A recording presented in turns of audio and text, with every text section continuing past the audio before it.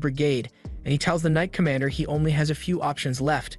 His soldiers are nearly all dead, so Ike tells him he likes this territory and he wants it, so we can do this the easy way or the hard way. The choice is yours.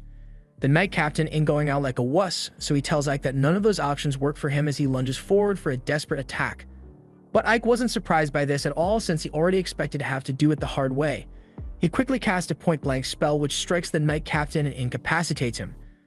Ike has officially won this war, but when the Orc leader comes into the room to congratulate him on his victory, and while the normal thing to do for a demon commander at this point would be to execute all the surviving members of the army, but Ike has other plans as he instructs the Orc leader to provide first aid for the Knight Commander as well as any humans that surrendered.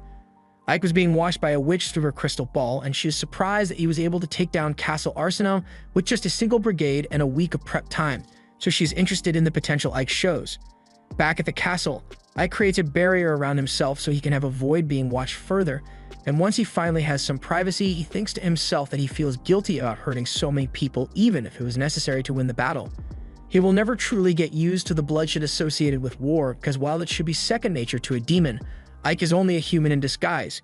His teacher, Romberg, was a great mage, but he also knew a lot about the world and the advanced civilization that once lived in it. One day, Romberg found Ike as a baby and decided to take him in just for fun, and over the course of the years Ike spent with Romberg, he was taught all the magic and knowledge Romberg had at his disposal. But Romberg's last wish before he died of old age was that Ike should never tell anyone about the ancient civilization since people would bring disaster if they knew about it. There was also one other thing Romberg had asked of him, and it was for Ike to never let himself be seen without his robe or mask because if he is ever found out to be a human, the Demon Lord wouldn't spare him. From that day forward, Ike has never taken off his mask, and even now, he is only able to remove it because of the powerful barrier he erected around the room. With the barrier up, it prevents anyone from entering the room without his permission, but unfortunately, it doesn't apply to people who are already inside the room.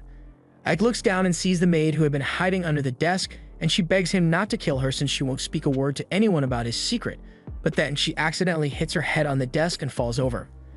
Ike checks on her and she seems to still be alive, but he really wishes she wasn't since he had managed to keep his identity secret for over 20 years at this point. So why does the first person to find out his secret have to be a clumsy maid? Just then, the Orc leader knocks at the door because he wants to talk to Ike, so he will have to deal with the maid problem later. Outside, the Orc leader tells Ike that they have managed to seize the castle successfully, but he finds it strange that Ike is letting so many humans live. Ike tells him it isn't a problem since the new Demon Lord doesn't particularly care about your kill count as long as you get the job done. The Orc understands, but he and the others were hoping to slaughter all the humans and burn the village to the ground, but Ike questions what the purpose of doing that would be, especially since if they kill everyone, then there will be no one left to pay taxes. Arsenal is a trading city, so who would do all the trading if they killed all the humans? Just then, Ike and the Orc run into a couple of humans who wish to speak to Ike. The Orc begins yelling at them for daring to speak to the great Ike directly, but Ike says it is fine and asks the village chief to speak. The chief has accepted that the town is now under the control of the demon army, so he wants to know how much they are expecting to pay in taxes to the demon lord. Ike tells him they can just pay the normal amount they always paid, but he makes it clear that if any of them ever resist the demon lord for any reason, then there would be no mercy for them.